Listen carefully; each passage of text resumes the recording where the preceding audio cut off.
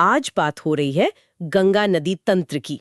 नदी तंत्रों पर होगा सिंधु नदी तंत्र और ब्रह्मपुत्र नदी तंत्र। बिल्कुल। ये केवल एक नदी के बहने की कहानी नहीं है। सही कहा, यह भारत की सबसे लंबी और महत्वपूर्ण नदी प्रणाली की एक संपूर्ण वैज्ञानिक और भौगोलिक पड़ताल है। और ये एक ऐसा विषय है जिसके बिना इस भूभाग का इतिहास या भूगोल समझना लगभग असंभव सा है। एकदम सही। और इस चर्चा को गहराई देने के लिए जो स्रोत आज टेबल पर हैं, वे वाकई बहुत शानदार है। हाँ, एक तरफ हमारे पास 3D भौगोलिक मानचित्रों वाला एक बहुत ही विस्तृत दस्तावेज है जो हर एक मोड़ और संगम को स्पष्ट रूप से दिखाता है। और दूसरी तरफ इस पूरी नदी प्रणाली पर एक विशेषज्ञ के लेक्चर का पूरा ट्रांसक्रिप्ट भी मौजूद है। इन स्रोतों से जो जानकारी निकलकर सामने आती है वो केवल तथ्यों की एक सूची नहीं है, बल्कि यह समझने का एक नजरिया है कि प्रकृति कितने जटिल और बेहतरीन तरीके से काम करती है। चलिए इसे विस्तार से समझते हैं और शुरुआत करते हैं एक बहुत ही आम धारणा को तोड़ने से। हाँ, ये जरूरी है।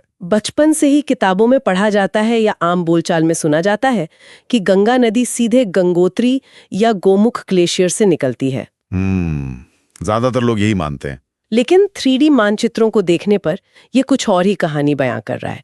क्या ये गोमुख वाली बात पूरी तरह सच है? यहीं से भूगोल का असली जादू शुरू होता है। स्रोतों के अनुसार ये एक बहुत बड़ी भ्रांति है। अच्छा? हाँ, गोमुख से एक बहुत ही विशाल जलधारा जरूर निकलती है, लेकिन तकनीकी और भौगोलिक दृष्टि से वो गंगा नहीं है। तो फिर वो क्या है? असलियत में गोमुख से जो नदी जन्म लेती है वो भागीरथी है। गंगा नाम वास्तव में तब तक अस्तित्व में नहीं आता जब तक कि ये भागीरथी एक दूसरी बहुत ही प्रमुख और शक्तिशाली जलधारा से मिल न जाए। तो इसका मतलब है कि गंगा का जन्म किसी एक ग्लेशियर से नहीं बल्कि दो नदियों के मिलने से होता है। बिल्कुल सही। वो दूसरी जलधारा कौन सी है? वो है अलकनंदा। देवप्रयाग नाम का वो पवित्र स्थान है जहां अलकनंदा और भागीरथी का ऐतिहासिक संगम होता है। देवप्रयाग? हाँ, और इन दोनों नदियों के मिलने के बाद जो एक नई विशाल और अधिक शांत धारा आगे बढ़ती है उसे आधिकारिक तौर पर गंगा का नाम दिया जाता है। वैसे जिस अलकनंदा नदी का जिक्र यहाँ हो रहा है उसका अपना एक बहुत ही समृद्ध इतिहास है ना? बिल्कुल। प्रसिद्ध बद्रीनाथ मंदिर इसी अलकनंदा नदी के तट पर स्थित है। यह तो बहुत ही दिलचस्प है।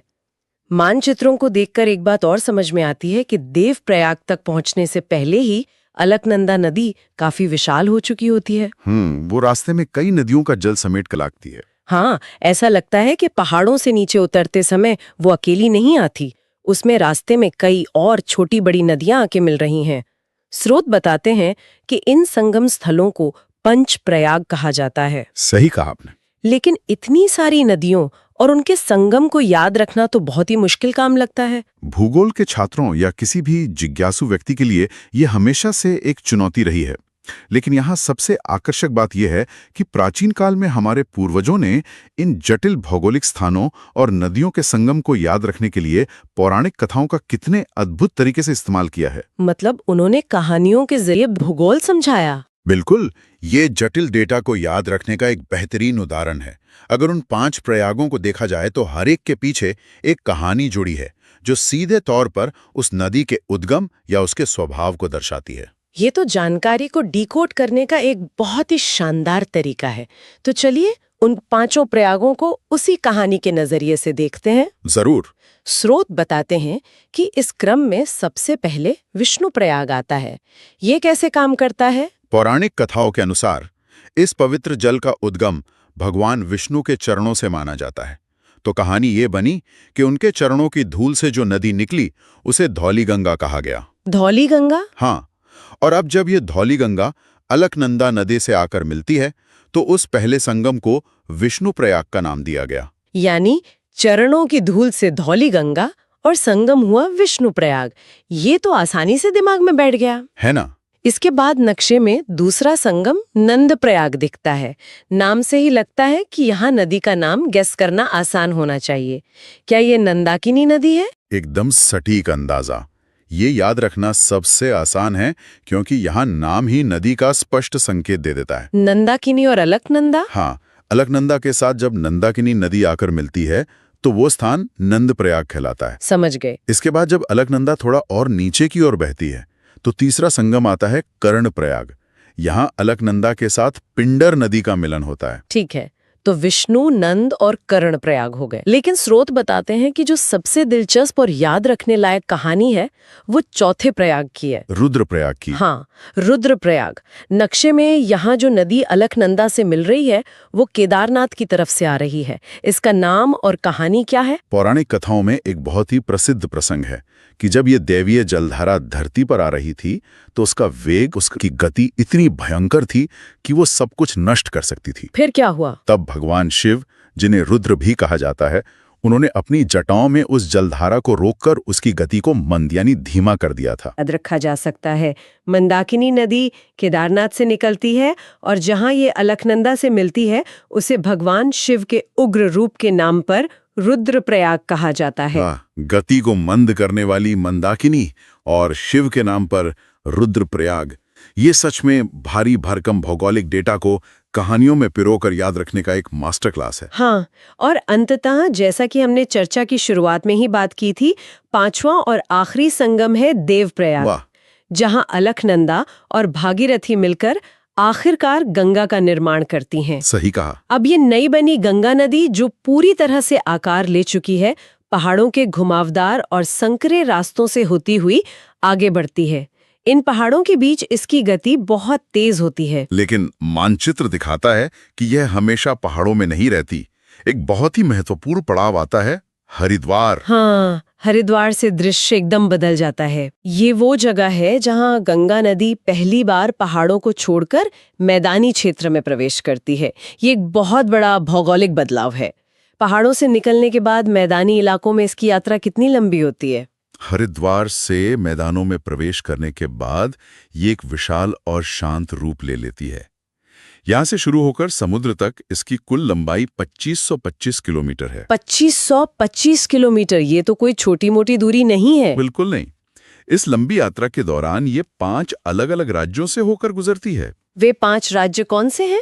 देखिए, उत्तराखंड से इसका उद्गम होता है, फिर ये उत्तर प्रदेश के विशाल मैदानी इलाकों में प्रवेश करती है, जहां इसका सबसे लंबा सफर तय होता है। उत्तर प्रदेश। इसके बाद ये बिहार को पार करती है, फिर ये झारखंड के एक बहुत छोटे से हिस्से, मुख्य रूप से इसके ऊपरी जिले साहिबगंज को छूती है और अंत में पश्चिम बंगाल में प्रवेश कर जाती है। जरा सोचिए, एक अकेली नदी प्रणाली देश के इतने बड़े भूभाग और करोड़ों लोगों की प्यास बुझा रही है। ये पैमाना सच में हैरान करने वाला है। लेकिन एक चीज जो हमेशा से लोगों के लिए कौतूहल का विषय रही है और जिसका जिक्र इन स्रोतों में बहुत गहराई से किया गया है, वो है गंगा जल का वो खास गुण। हाँ, मैं समझ रहा हूँ आप किस तरफ इशारा कर रही हैं। अक्सर देखा जाता है कि लोग इसे सालों तक बोतलों में भरकर घरों में रखते हैं और पानी कभी खराब नहीं होता, उसमें कीड़े नहीं पड़ते। इसके पीछे का विज्ञान क्या कहता है? ये शायद इस पूरे नदी तंत्र का सबसे विस्मयकारी वैज्ञानिक पहलू है। गंगा के पानी के कभी खराब न होने और खुद को लगातार साफ रखने के पीछे कोई जादू या रहस्य नहीं है। तो क्या है? जिसे हम सेल्फ प्यूरिफाइंग प्रकृति कहते हैं, उसके पीछे असल में एक वायरस है। एक वायरस? पानी को साफ रखने के लिए वायरस कैसे जिम्मेदार हो सकता है? सुनने में अजीब लगता है, लेकिन यही विज्ञान है। इस खास वायरस का नाम है बैक्टीरियोफेज। बैक्टीरियोफेज? हाँ, ये एक ऐसा माइक्रोस्कोपिक वायरस है जो इंसानों को नहीं बल्कि हानिकारक बैक्टीरिया को अपना शिकार बनाता है। पानी में सड़न पैदा करने वाले, बदबू फैलाने वाले या बीमार करने वाले जो भी बैक्टीरिया पनपते हैं, ये बैक्टीरियोफेज उन्हें खाकर खत्म कर देता है। तो इसका मतलब है कि पानी के अंदर ही एक तरह का माइक्रोस्कोपिक युद्ध चल रहा है जो लगातार पानी को साफ बनाए रखता है। बिल्कुल ऐसे ही है। ये प्रकृति का अपना इनबिल्ट वाटर फिल्ट्रेशन सिस्टम है जो बिना किसी मशीन के पानी को हमेशा ताज़ा और शुद्ध बनाए रखता है। क्या अद्भुत वैज्ञानिक व्यवस्था है।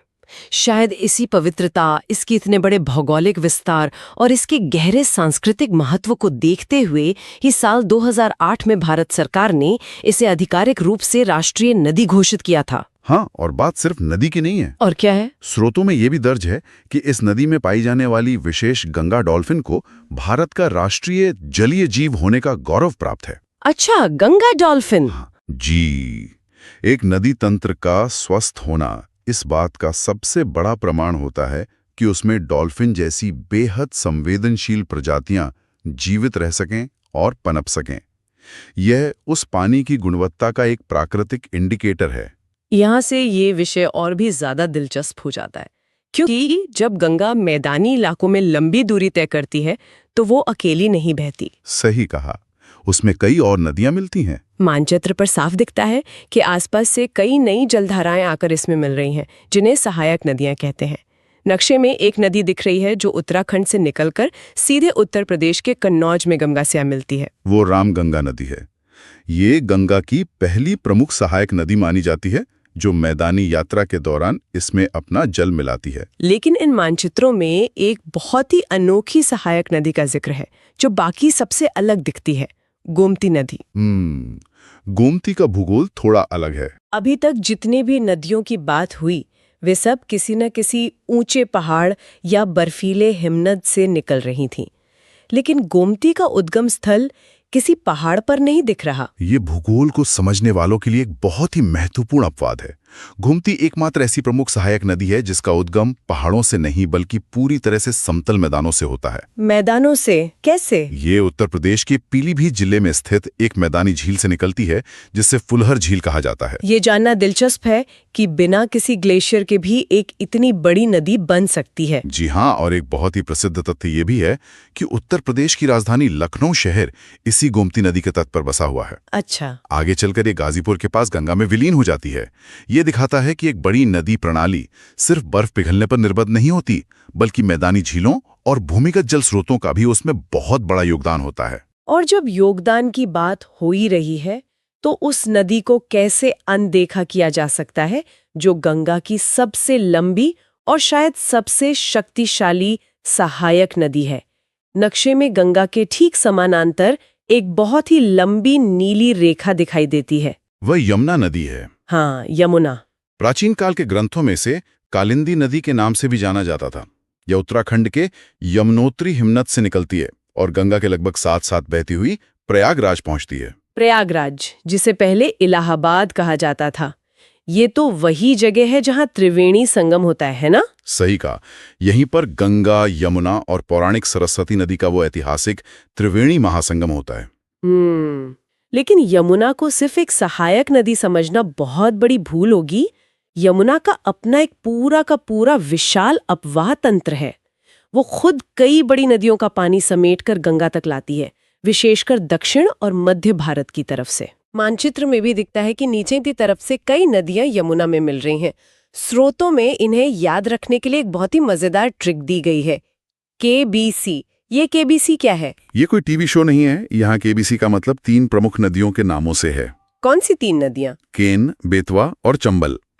ये तीनों यमुना की सबसे अहम सहायक नदियां हैं जो मध्य प्रदेश और उसके आसपास के पठारी इलाकों से आती हैं। अच्छा, केन, बेतवा और चंबल। हाँ, केन नदी कैमूर पहाड़ी से और बेतवा नदी विंध्य पर्वत से निकलती है। और ये तीसरी नदी चंबल, इसके बारे में तो बहुत सी कहानियां सुनी हैं। चंबल इन तीनों में सबसे खास है। ये मध्य प्रदेश के इंदौर के पास से निकलती है और यमुना की सबसे बड़ी सहायक नदी है। इसमें क्या खास है? ये नदी विशेष रूप से अपने बेहद साफ पानी और उसमें पाए जाने वाले घड़ियाल और मगरमच्छों के प्राकृतिक आवास के लिए पूरी दुनिया में प्रसिद्ध है। चंबल का बीहड़ और उसका भूगोल अपने आप में एक अलग ही विषय है। यानी चंबल का पानी पहले यमुना में जाता है और फिर यमुना उस सारे पानी को लेकर अंततः गंगा में मिला देती है। ये तो एक चेन रिएक्शन की तरह काम कर रहा है। बिल्कुल। लेकिन नक्शे में दक्षिण की तरफ से एक और नदी आ रही है जो यमुना से नहीं बल्कि सीधे गंगा से जाकर टकरा रही है। इसे देखकर लगता है जैसे दक्षिण से उत्तर की ओर कोई सीधा प्रहार हो रहा हो। वो सोन नदी है और इसका प्रवाह वाकई बहुत अनोखा है। क्यों? जरा सोचिए, ज्यादातर नदियां हिमालय से दक्षिण की ओर मैदानों में आती हैं, लेकिन सोन नदी मध्य प्रदेश की अमरकंटक पहाड़ियों से निकलकर सीधे दक्षिण से उत्तर दिशा की ओर बहती है। दक्षिण से उत्तर की ओर? हाँ, ये रास्ते में किसी दूसरी सहायक नदी का सहारा लिए बिना सीधे पटना के पास जाकर गंगा के मुख्य प्रवाह में मिल जाती है। इसका ये दक्षिण से सीधा प्रहार इसे भौगोलिक दृष्टि से बहुत ही अलग और खास बनाता है। भारत के मध्य और दक्षिणी हिस्से से आने वाली नदियों की तो बात हो गई। अब जरा उन जलधाराओं का रुख करते हैं जो भारत की उत्तरी सीमा के पार नेपाल के ऊंचे पहाड़ों से आती हैं। नेपाल से आने वाली नदियां। स्रोतों को देखने पर पता चलता है कि ये नदियां दो बिल्कुल अलग-अलग चेहरे दिखाती हैं। एक तरफ ये जल का विशाल भंडार लाती हैं जो खेती के लिए जीवन देता है, तो दूसरी तरफ ये कभी-कभी भीषण विनाश का कारण भी बनती हैं। नेपाल से मुख्य रूप से कौन सी नदियां आती हैं? नेपाल से आने वाली मुख्य नदियों में दो बहुत बड़े नाम हैं, काली और कर्णाली। काली और कर्णाली। हाँ, जब ये दोनों नदियां सीमा पार करके भारत में प्रवेश करती हैं तो इनके नाम बदल जाते हैं। काली नदी को शारदा कहा जाता है और कर्णाली को घाघरा। क्या ये दोनों नदियां अलग-अलग ही गंगा में मिलती हैं? नहीं, रास्ते में ये शारदा और घाघरा आपस में मिल जाती हैं और इनकी संयुक्त विशाल जलधारा सिर्फ घाघरा नदी के नाम से आगे बढ़ती है। अच्छा। ये आगे जाके छपरा के पास गंगा में समा जाती है। इसके अलावा नेपाल से ही एक और तेज बहाव वाली नदी गंडक भी आती है जो सोनपुर के पास अपना जल गंगा में मिलाती है। लेकिन इन जीवनदायिनी नदियों के बीच कुछ ऐसी नदियों का भी जिक्र है जिन्हें शोक की नदियां या अंग्रेजी में रिवर्स ऑफ सॉरो कहा गया है। ये नाम सुनकर ही थोड़ा डर लगता है। हाँ, ये नदियां अपने उग्र स्वभाव के लिए जानी जाती हैं। इनमें सबसे कुख्यात नाम कोसी नदी का है, जिसे बिहार का शोक कहा जाता है। ऐसा क्यों है? इसके पीछे एक बहुत ही स्पष्ट और दिलचस्प भौगोलिक विज्ञान है। वो क्या है? कोसी नदी नेपाल के ऊंचे और ढलान वाले पहाड़ों से निकलती है। इतनी ऊंचाई से गिरने के कारण पानी की गति बहुत तेज होती है, इसलिए वो अपने साथ बड़ी मात्रा में चट्टानें, गाद और मिट्टी काट के लाती है। समझ रही हूँ। लेकिन जब ये अचानक भारत के समतल मैदानी इलाकों में प्रवेश करती है तो इसकी गति धीमी हो जाती है। और गति धीमी होने के कारण वो सारी मिट्टी वहीं जमा हो जाती होगी। एकदम सही पकड़े। वो सारी मिट्टी इसके अपने ही रास्ते में जमा हो जाती है, जिससे नदी का रास्ता ब्लॉक हो जाता है। तो फिर पानी कहाँ जाता है? अब पानी को तो आगे बढ़ना है, इसलिए वो अपना पुराना रास्ता छोड़कर अचानक किसी नए रास्ते से बहने लगती है। ओहो। ये अपना मार्ग बदलने के लिए इतनी कुख्यात है कि इसकी वजह से बसे बसाए गांव और शहरों में अचानक भारी बाढ़ आ जाती है। इसी अप्रत्याशित तबाही के कारण इसे शोक कहा जाता है। ये अंततः कुर्सेला के पास गंगा से मिलती है। ये प्रकृति का एक बहुत ही रौद्र रूप है। और स्रोत बताते हैं कि सिर्फ बिहार ही नहीं, बंगाल के पास भी अपना एक शोक है, दामोदर नदी। हाँ, दामोदर नदी। ये झारखंड के छोटा नागपुर पठार से निकलती है। ये भी बरसात के दिनों में अचानक उफनने और पश्चिम बंगाल के निचले इलाकों में भयानक बाढ़ लाने के लिए जानी जाती थी। इसलिए इसे बंगाल का शोक कहा जाता था। बिल्कुल। ये नदी अंत में हुगली नदी में जाकर मिल जाती है। और अगर हम इसे बड़ी तस्वीर या व्यापक संदर्भ से जोड़कर देखें तो ये स्पष्ट होता है कि नदियां केवल राजनीतिक सीमाओं में बंध कर नहीं बहती। हाँ। और न ही वे हमेशा शांत और सौम्य रहती हैं। ये पूरी प्रणाली एक निरंतर चलता रहने वाला चक्र है, जिसमें नई जमीन का निर्माण और पुरानी जमीन का विनाश दोनों साथ साथ चलते हैं। इस निर्माण और विनाश के चक्र को समझते हुए अब इस पूरी नदी तंत्र यात्रा के अंतिम पड़ाव की ओर बढ़ते हैं। चलिए। 3D मानचित्र पर दार्जिलिंग की पहाड़ियों से निकलने वाली एक नदी दिखती है, महानंदा। इसे भारत में गंगा की अंतिम प्रमुख सहायक नदी माना जाता है। इसके बाद गंगा पश्चिम बंगाल के फरक्का बैराज पर पहुंचती है। यहां से इस पूरी नदी तंत्र का एक महान विभाजन होता है। ये विभाजन क्या है? फरक्का बैराज एक बहुत ही महत्वपूर्ण मानव निर्मित संरचना है। इतने 1000 किलोमीटर का सफर तय करने के बाद यहां आकर गंगा का विशाल जलस्तर 2 अलग-अलग दिशाओं में बांट दिया जाता है। 2 दिशाओं में? हाँ, एक जलधारा सीधे दक्षिण की ओर मुड़ जाती है और पश्चिम बंगाल में ही बहने लगती है।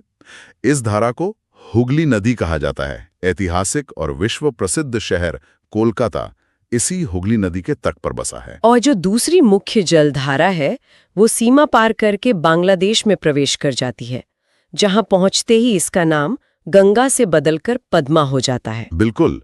बांग्लादेश में जो नदियों का महासंगम होता है वो सच में अंतरिक्ष से देखे जाने लायक एक भौगोलिक घटना है। ऐसा क्या होता है वहां? भारत से आने वाली गंगा, जो अब पद्मा बन चुकी है, वो उस विशाल ब्रह्मपुत्र नदी से जाकर मिलती है, जिसे बांग्लादेश में जमुना कहा जाता है। यानी पद्मा और जमुना का मिलन। और कहानी यही खत्म नहीं होती।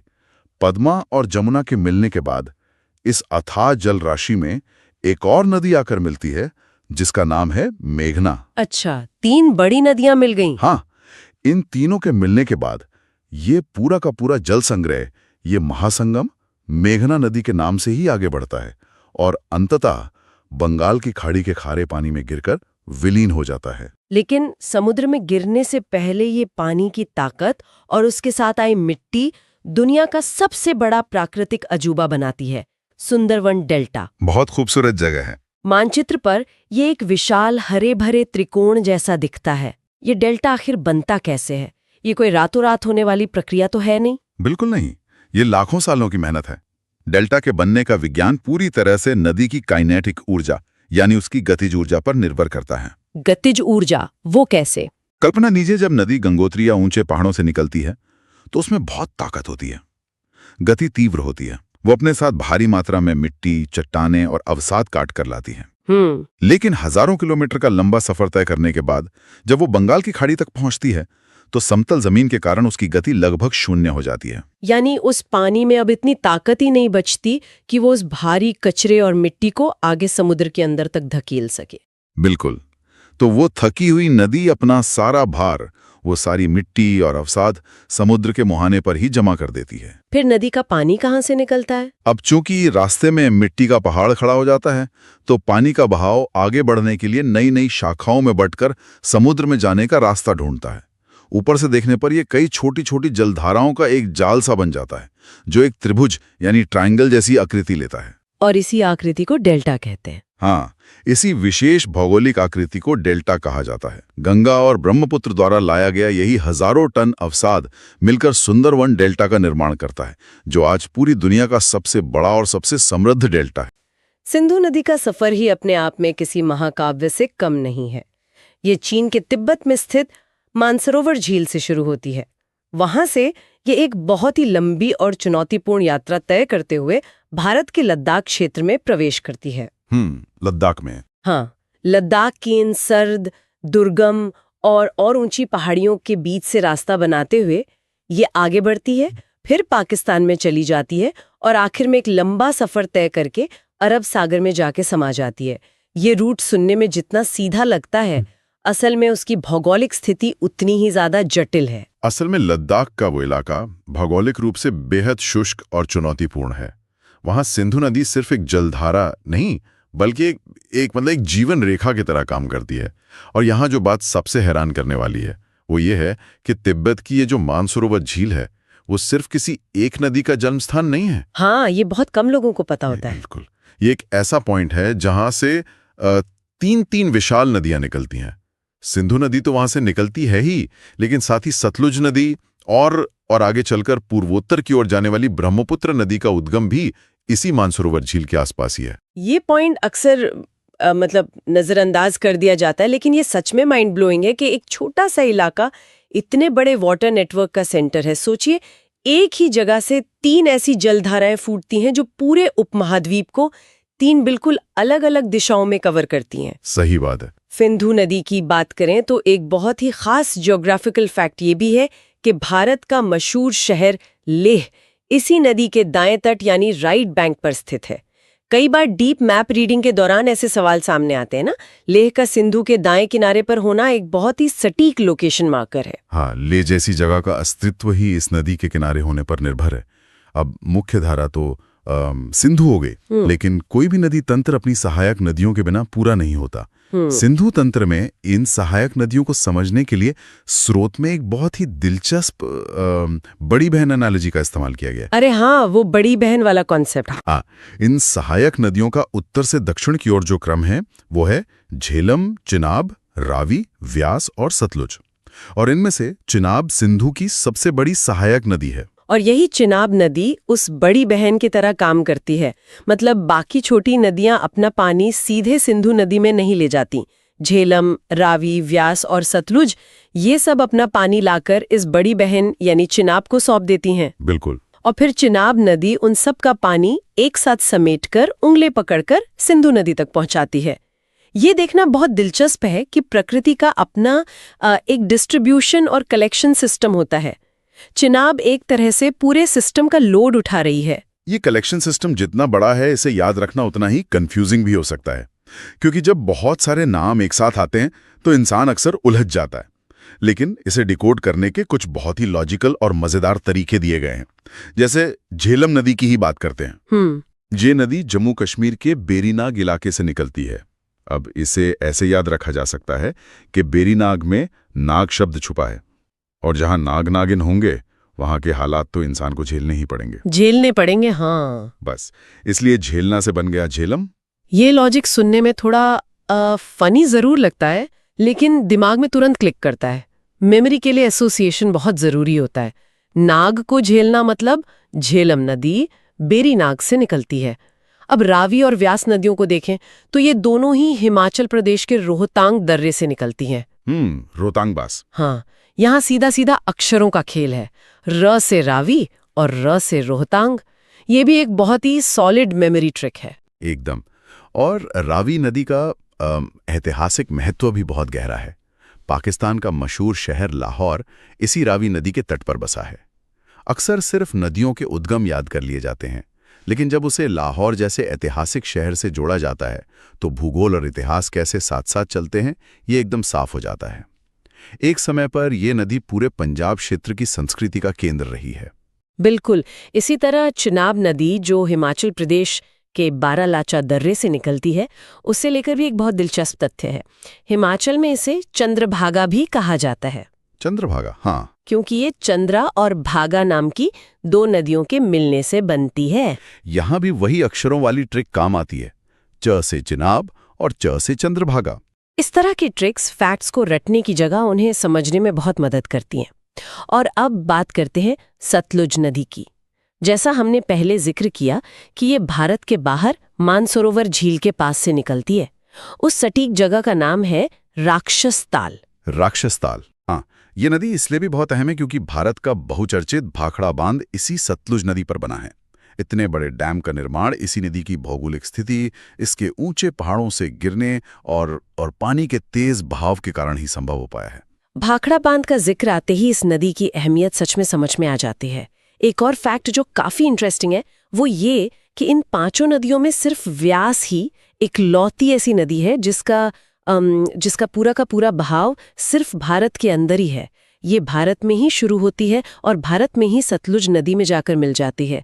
बाकी सभी नदियां कहीं ना कहीं अंतर्राष्ट्रीय सीमाएं पार करती हैं। ये एक बहुत ही महत्वपूर्ण ऑब्जर्वेशन है। और जब व्यास नदी और सतलुज नदी का संगम पंजाब के हरीके क्षेत्र में होता है तो वहां से भारत की सबसे बड़ी नहर इंदिरा गांधी नहर निकलती है।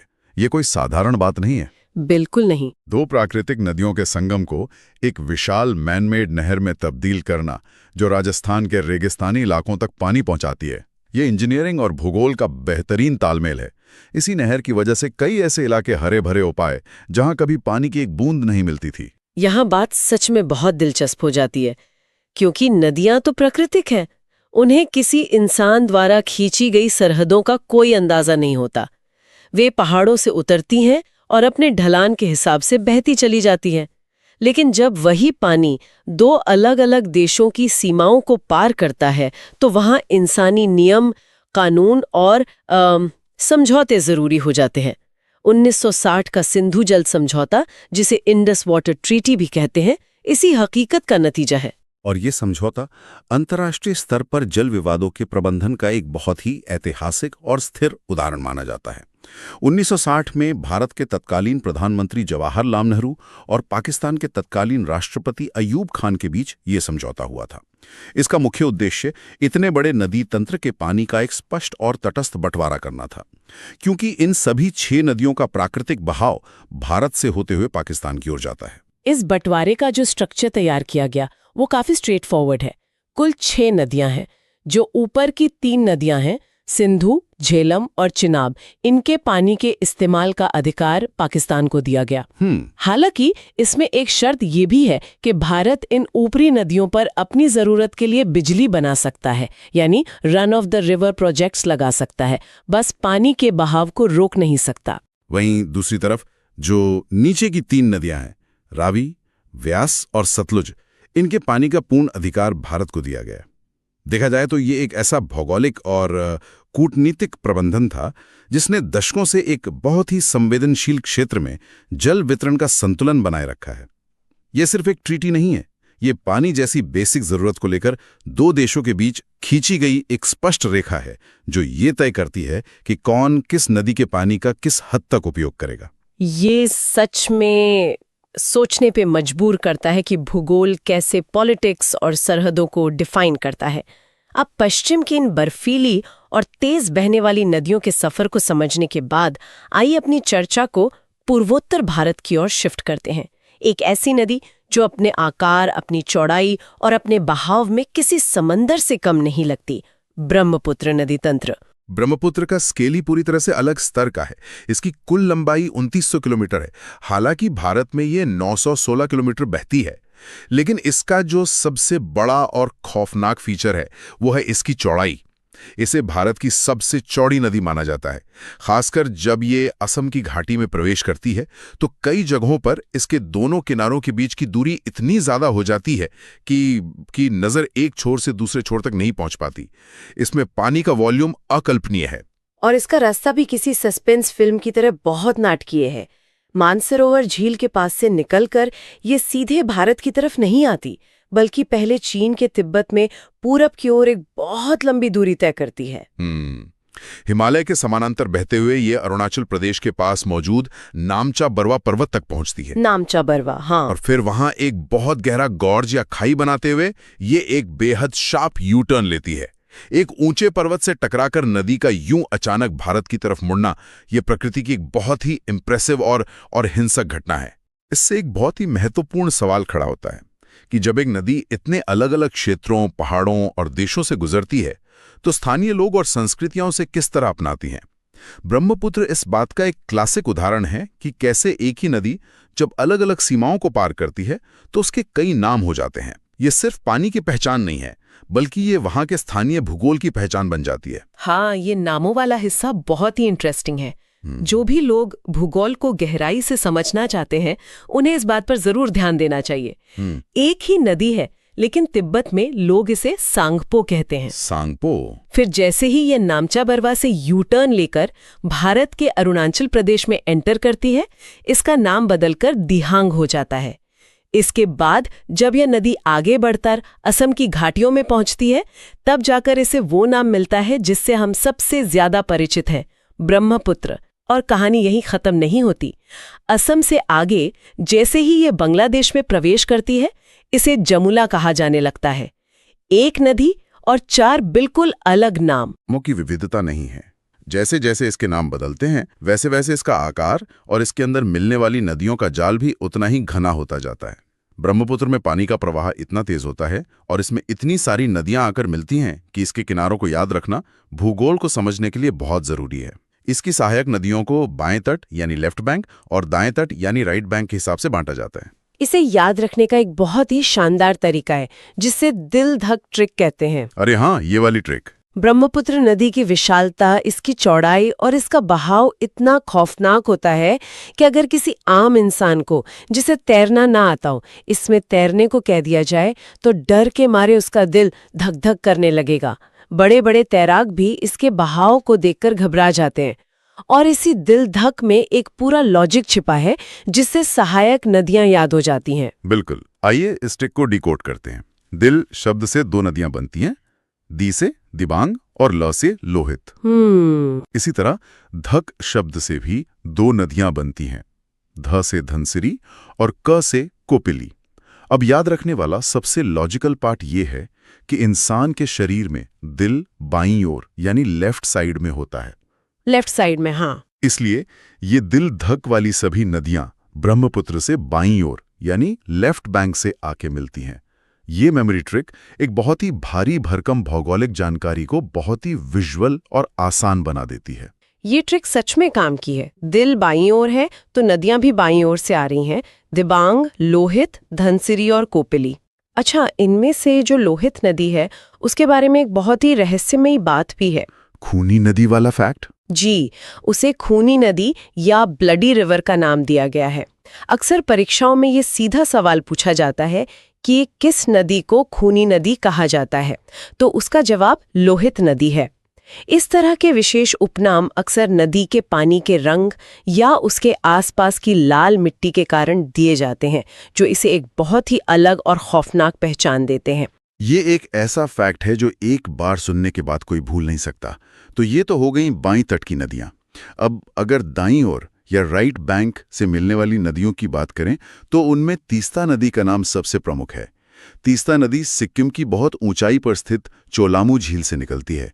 तीस्ता के अलावा संकोश, मानस और सुबनसिरी नदियां भी ब्रह्मपुत्र में दाईं ओर से ही आकर मिलती हैं। ये सभी नदियां हिमालय के पहाड़ों का ग्लेशियर वाला पानी और भारी मात्रा में गाद लाकर ब्रह्मपुत्र में डंप करती हैं, जिससे इसका आकार इतना विशाल और कभी-कभी विनाशकारी भी हो जाता है। और इस असीम जल प्रवाह और गाद जमा होने का एक बहुत ही हैरान करने वाला नतीजा भी निकलता है, माजुली द्वीप। हम आमतौर पर समंदर के बीच में द्वीपों के बारे में सुनते हैं, लेकिन असम में बहते समय ब्रह्मपुत्र नदी अपने ही बीच में इतना बड़ा भूभाग बनाती है कि वो दुनिया का सबसे बड़ा नदी द्वीप बन गया है। ये माजुली द्वीप इतना विशाल है कि इसे एक पूरा का पूरा जिला घोषित कर दिया गया है। एक पूरा जिला? जरा सोचिए, एक नदी के बीचों बीच एक पूरा का पूरा जिला मौजूद है।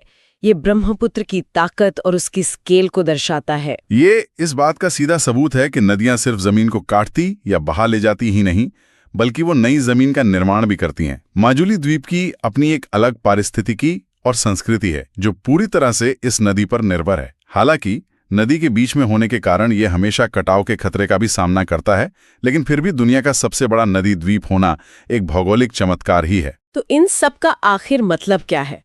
अगर हम इस पूरी चर्चा को समराइज करें तो हमने देखा कि मानसरोवर से लेकर अरब सागर और दूसरी तरफ बंगाल की खाड़ी तक ये दो नदी तंत्र, सिंधु और ब्रह्मपुत्र, सिर्फ नक्शे पर खींची गई नीली लकीरें नहीं हैं। ये भारत, पाकिस्तान और चीन, इन 3 देशों के पूरे भूगोल, वहां की अर्थव्यवस्था, इतिहास और करोड़ों लोगों के जीवन को आकार दे रही हैं। एक तरफ जहां ये नदियां जीवन और उपजाऊ जमीन देती हैं, वहीं दूसरी तरफ ये अंतर्राष्ट्रीय संधियों का कारण भी बनती हैं और कभी-कभी अपना खौफनाक रूप भी दिखाती हैं। और आज की इस गहन चर्चा को हम एक बहुत ही गहरे विचार के साथ खत्म कर सकते हैं। जरा सोचिए, मानसरोवर झील के पास का वो एक छोटा सा इलाका जहां से सिंधु, सतलुज और ब्रह्मपुत्र जैसी 3 अत्यंत विशाल नदियां जन्म लेती हैं। ये नदियां करोड़ों लोगों के जीवन, कृषि और अर्थव्यवस्था का आधार हैं। भविष्य में अगर उस एक छोटे से तिब्बती क्षेत्र की जलवायु में, वहां के ग्लेशियरों में या पारिस्थितिकी में कोई भी बड़ा बदलाव आता है, तो क्या वो पूरे भारतीय उपमहाद्वीप के भूगोल और कूटनीति का नक्शा हमेशा के लिए नहीं बदल देगा? ये सच में एक ऐसा सवाल है जो प्रकृति की ताकत और हमारी अपनी निर्भरता के बारे में गहराई से सोचने पर मजबूर करता है। एक छोटे से क्षेत्र का मौसम पूरे उपमहाद्वीप की किस्मत तय कर सकता है। आज की इस गहन चर्चा में हमारे साथ ये सफर तय करने के लिए बहुत बहुत धन्यवाद। हमें उम्मीद है कि अब जब भी भारत का नक्शा देखा जाएगा तो सिंधु और ब्रह्मपुत्र की ये लहरें, उनके यू टर्न और उनकी सहायक नदियां एक बिल्कुल नई कहानी सुनाएंगे। खुद भी इन भौगोलिक रहस्यों को एक्सप्लोर करें और इन चमत्कारों को और गहराई से जानने का प्रयास करें। तब तक के लिए सीखते रहिए। वीडियो पसंद आए तो सब्सक्राइब जरूर करें।